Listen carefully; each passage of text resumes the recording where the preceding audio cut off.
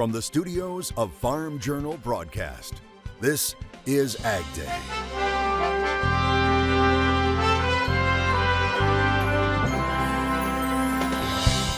Helping stave off the effects of cold and flu. Meet two farmers helping people to do just that with a plant grown in Arkansas. New rules are now in place when it comes to antibiotics in livestock. What you need to know. As drought conditions worsen across many parts of farm country. We see the drought monitor expanding after seeing a major contraction. The impact it's having on prices and beyond right now on AgDay. Good morning, I'm Clinton Griffiths. Drought conditions are continuing to deepen across the Corn Belt. And as dry conditions expand, they're consuming more acres of corn and soybeans, pushing prices for both higher on Thursday. A new drought monitor was just released. It shows just under 25% of the nation is in some sort of drought. That's up more than 3% from last week. And as you can see, the issues are starting to grow in the Midwest, with farmers already reporting browning and stress vegetation. Now it's estimated 57% of the corn crop is in drought now, along with 51% of the soybeans and 64% of the sorghum. AgDay's Michelle Rook joins us, and Michelle, concerns about yield loss are growing. Yeah, Clinton, that's because the areas hit by drought in the Midwest have intensified and expanded so quickly. Now, what makes this year's drought different than major drought years like 1988 and 2012 is that in those years, the drought came later in the season and then intensified, whereas this year it's coming earlier in the season and still has a chance to break. Drought is deepening across the Corn Belt, with major production areas dry for the last few weeks and actually experiencing a flash drought. And we see these numbers kind of changing. We see the drought monitor expanding after seeing a major contraction, for the last several months coming out of last fall's drought. And it starts to worry us. Now, when we look back at this time period, like May 10th to June 10th, parts of the Great Lakes Basin, Mississippi Basin, Ohio Basin were at the driest they've been in our 131 years worth of records. Snodgrass says this drought has occurred early in the season, so there's still time to save the crop, but a change needs to happen sooner. There will be big yield loss, and the market is taking note. The first week after the solstice, or June 21 to June 25, I think at that point, what we end up seeing for the week 2, week 3, week 4 forecast, I think that's going to be critical to determining if we need to really start to peel back what we expect out of this crop, kind of on a larger scale. But the drought monitor shows 15% of Illinois in D3 or severe drought, with Iowa at 14%. But in Iowa, there was also a 25% increase in higher drought categories, D1 to D4, to 68%. Other states are also hurting. But there's a lot of Iowa, Illinois, Wisconsin, parts of Missouri, and Minnesota that need more moisture. So yes, I am concerned, but hopeful for good reason. That's because he says NOAA's outlook for July shows improved rain chances over much of the Corn Belt. Plus, El Nino will eventually bring a shift in the weather pattern and more moisture. The key is, will it be in time? I'm Michelle Rook reporting for AgDay. Two different parts of the nation are dealing with extreme weather. First, Minnesota and the upper Midwest, dealing again with unhealthy air quality. It's due to smoke from Canadian wildfires. In the south, severe thunderstorms with hail, rain, and heavy winds are moving through much of the southeastern U.S. Forecasters say 45 million people from Texas to Georgia are facing severe weather. Meteorologist Matt Engelbrecht joins us. And Matt, besides those storms in the south, there are more storms in the plains. Yeah, quick check of the temperatures across the board. We keep the heat into Texas, also a little bit into Oklahoma with a triple-digit heat, Midland, Odessa, San Antonio. And then you come back up here towards north, even Dallas, 102. A 92 to 91 Oklahoma and Omaha into Nebraska, with some cooler air back into the Midwest. Now, usually along these dividing lines with these extreme temperatures, you get rain chances. But unfortunately, that is not the case, as this is a very dry, cool air mass sinking from the north to the south. Quick check where we have with that drought monitor. There have been some improvements. Now, coming up in a little bit, we're not going to look at the drought monitor. We're actually going to look at the seasonal drought situation, where we could go from here rather than what you're looking at right there. And one area we know that is dry is Illinois. Adam showing off in corn crop. He says they got a little bit of rain on Sunday, but he's asking everyone to send more. I wish we could make that happen for you, Adam. I'll have more on your forecast coming up just a bit. We've talked a lot about wildfires in Canada, but a pair of fires in northeastern Oregon continue to burn near the Columbia River. Officials say As of Wednesday, roughly 15,000 acres have burned. The region has seen heavy smoke and flames. Evacuations were also ordered north of Pendleton, Oregon, along the Columbia River. That river forms a portion of Oregon's border with Washington.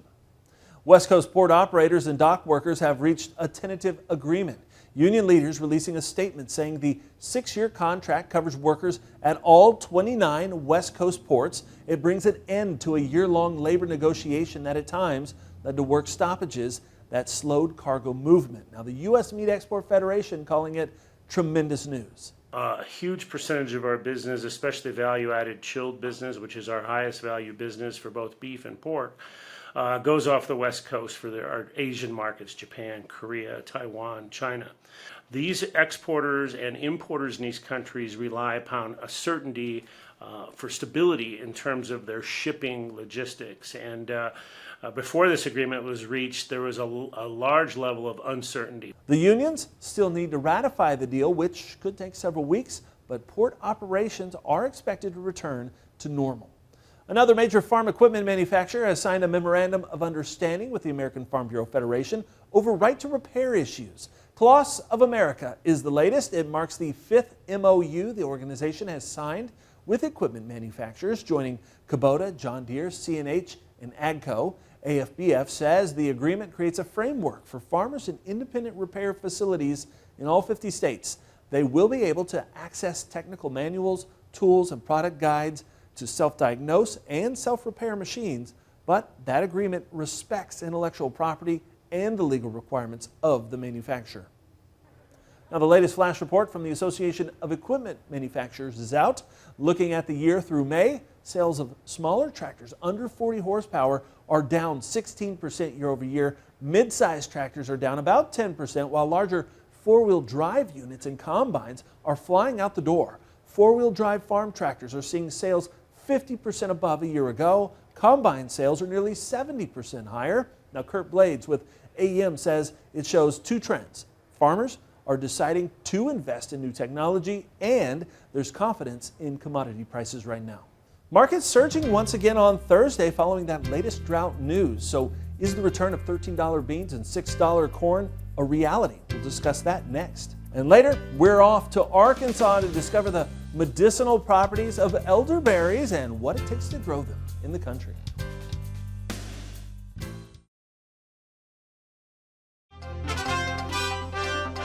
A new survey of rural bankers is now at its highest level since May of last year. The Rural Main Street Index rising above growth neutral to a reading of 56.9. Now that's up from last month's reading of 55.8 and is higher for a third straight month. Ernie Goss of Creighton University says the rural Main Street economy is experiencing positive but slow economic growth. The bank CEOs ranked the Federal Reserve's rate hikes as the greatest challenge, and more than half of the bankers reported those higher interest rates were impacting farm equipment purchases. Dry weather concerns continue to push up corn and soybeans. Michelle Rook takes a deeper dive in markets now. The weather rally continued in the grains on Thursday. Garrett Toy with Ag Trader Talk joining us. And let's talk about December corn futures. We got above some key moving average and resistance areas with a push on the weather. How much higher do you think we can go here? The next area of interest is this 575, which is a trend line resistance off those July lows last year. Excuse me, I misspoke. The trend line resistance was off the October highs. But if we get through this 574 area, 584 is a 200-day moving average, and I think that things start to get a little bit tougher between this 575 and $6 level as farmer selling starts to pick up. Soybeans also pushed not just by weather, but a strong NOPA crush figure and the big rally in soybean oil, right? Yeah, it kind of was a perfect storm today. Beans have been beans saw the big sell-off here 4 to 6 weeks ago, and beans kind of have been correcting versus corn over the last week to 10 days as far as the ratios are concerned and the spreads are concerned. Perfect storm today. We had a $2.50 rally in crude.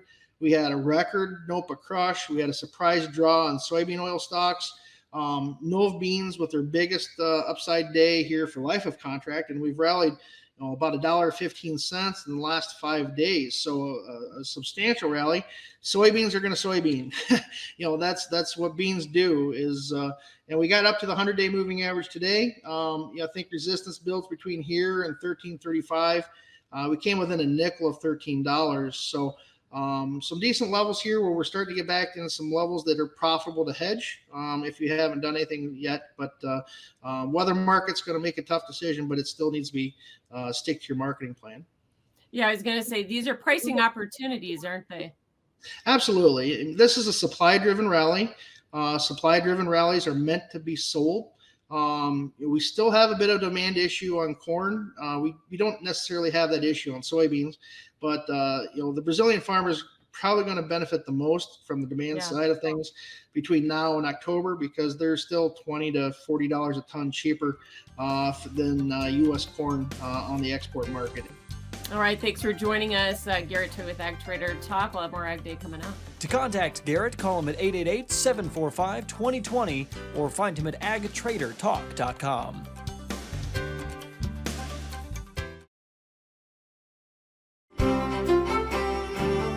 Yeah, as promised, I want to take a look at that seasonal drought outlook, where we could go in the next couple of months. Now, on the legend here, it's important to remind you that where the drought is going to persist or likely to persist is going to be anywhere here in the Midwest. And then where you get the yellows, and that's where we could see that drought expanding, or a drought is likely. That includes parts of Michigan and Wisconsin, but also Indiana, Illinois, and just a little bit of Ohio back up here to the north and to the northeast. Now, where the drought is improving, this does not mean we've been removed completely from the drought, but anywhere you see kind of that beige, if not green color. Now, the removal is the green coloring in and around of parts of into Nebraska, Oklahoma, but also into Kansas. And that's where, again, seeing more of a removal, but also improving drought conditions. What does that mean going forward? Well, the precipitation estimate does look more favorable for the chance of some scattered showers developing over those drought-stricken areas,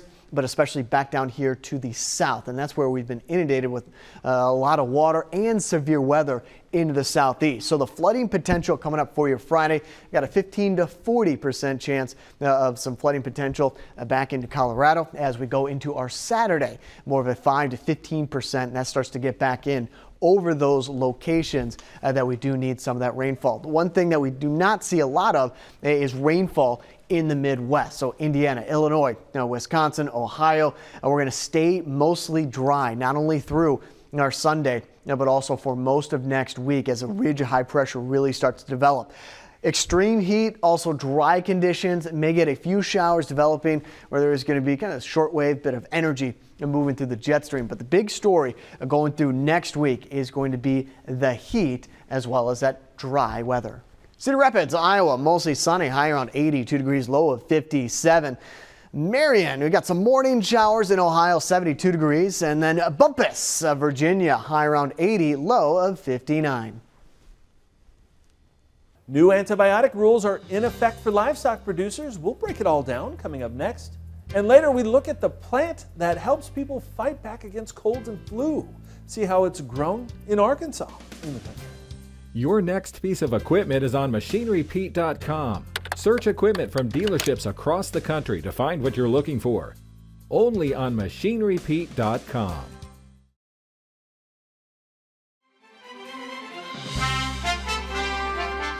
A new FDA regulation is now in effect, and it impacts all livestock producers. We've been keeping you updated on this. It requires producers to get certain antibiotics for their animals from a veterinarian or pharmacy. Now, Kansas State University breaks down what it all means. I'm AJ Tarpoff, the Beef Extension Veterinarian for Kansas State University. And as many of you are already aware, there are some new regulations when it comes to the use of antibiotics and growth-promoting implants that will be affecting our industry. On the antibiotics side, we have a new guidance for industry, or a GFI 263, that has been released from the FDA. This has been multiple years, and a lot of different conversations have been made for the implementation of this individual regulation. So what is happening? What is affected, and what does this mean for a cattle producer? Those that remember the veterinary feed directive when it was implemented in 2017, this is almost a branch of that. Other medically important antibiotics have still been over the counter, and medically important means it's a shared class of antibiotic with human medicine. Now those formulations have been injectable boluses or even mastitis tubes to be used intramammary. Now those key products that have been over the counter where you've been able to purchase at different farm stores, or they've been labeled under non-prescription. Now those are changing to prescription. So in order to continue the use of those products and purchase of those products, producers and livestock owners will need to have a valid veterinary client-patient relationship and a good working relationship with their local veterinarian, and actually have a prescription to continue purchasing those products. So to make sure nobody is caught off guard, it's a good idea to visit with your local veterinarian to see how this might impact you and your operation. Now keep in mind, some locations where you've been able to purchase some of these over-the-counter medications, if they're not a licensed pharmacy like your local farm shop, you may not be able to purchase those into the future. Now this regulation is taking a more of a longer term implementation period. Current products that are on the market, on the shelves, if they are labeled for over the counter, you can still purchase them just like you have been. However, new product entering the supply chain beginning here in June 11th, all of that will be under prescription, and you will have to have a prescription prior to purchase. Now that's the antibiotic side. The other key regulation is some clarification from the FDA on how we use growth promoting implants. Beginning in July, we will have some change and some extra guidance on how we re-implant animals. An updated list from the FDA will become available between now and July on all updated labels. And if the implant that you have been previously using, if it's specifically labeled for re-implant during a production phase, you will be able to continue to do so. However, going forward, only products specifically labeled for re-implant during a production phase can be used as such. So keep in mind, read your labels, and also contact your local veterinarian if you have any questions pertaining to the use and the purchasing decisions behind all of these products. Our thanks to Dr. Tarpoff in Kansas State for that report. Up next, a plant that helps humans fight off viruses. How a plant grown in Arkansas is helping one farm family find their niche in the country.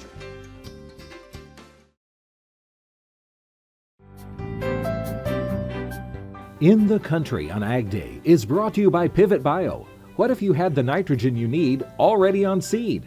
Pivot Bio is the first company to apply nitrogen on seed. The nitrogen you need, now on seed, from Pivot Bio. Learn more at pivotbio.com. Elderberry is one of the most commonly used medicinal plants in the world. It's often taken as a supplement to treat cold and flu symptoms. Now, the Arkansas Farm Bureau takes us to an elderberry farm to show us how the plant is cultivated.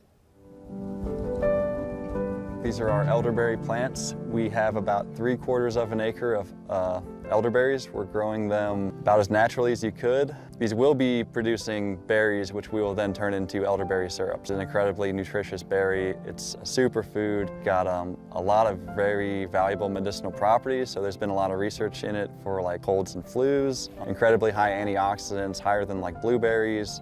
Probably because you can't eat them fresh, so they don't really gain the same kind of excitement, I think, that something like a strawberry or a peach would get. We thought we would get into it just because it's kind of a niche market. It is more geared toward medicine, but by the time you turn it into a syrup, I really enjoy eating it. I think our syrup is a lot better than what's on the market, which is, why we're, I think we have something unique to offer in the fact that throw some extra herbs into it and flavor it with honey, so it's a little more medicinal than kind of what's out there now. So my wife Summer, she does a Tea of the Month club where she ships out tea. You can get tea every month from things we're growing on the farm. We try and hit that balance between medicinal and then also flavor, and I think having the fresh herbs right off the farm is how we achieve that. So this is our dehydrator. It's as close to commercial scale as we were able to get for this stage, but very much a DIY project, and it works really, really well. So we can dry basically any type of herb in here. Right now we've got it full of elderflowers that were harvested this morning. We've got a heating element at the bottom that creates a lot of heat, and it'll just ride that heat, that hot air rises up through the berries, carries moisture with it, and then the fans up top will activate at certain temperatures, whatever temperature we set it to, And so those will open up and start to suck more air up and out and help it stay cool and keep temperature for because different herbs will dry at different temperatures. We're at about 3/4 of an acre of elderberry right now, and we'll probably get that up into 1.5 acres. These whole heads get like dark purple, almost black when they're fully ripe. And so we'll pick all of those. Really, we'll pick the whole head all at once and then either freeze or juice those berries fresh. We're really going for a niche. We're counting on the value-added nature of our product to really carry us. And our thanks to the Arkansas Farm Bureau for sharing that story with us. And that's all the time we have this morning. We're glad you tuned in. From all of us here at AgDay, I'm Quentin Griffiths. Have a great day.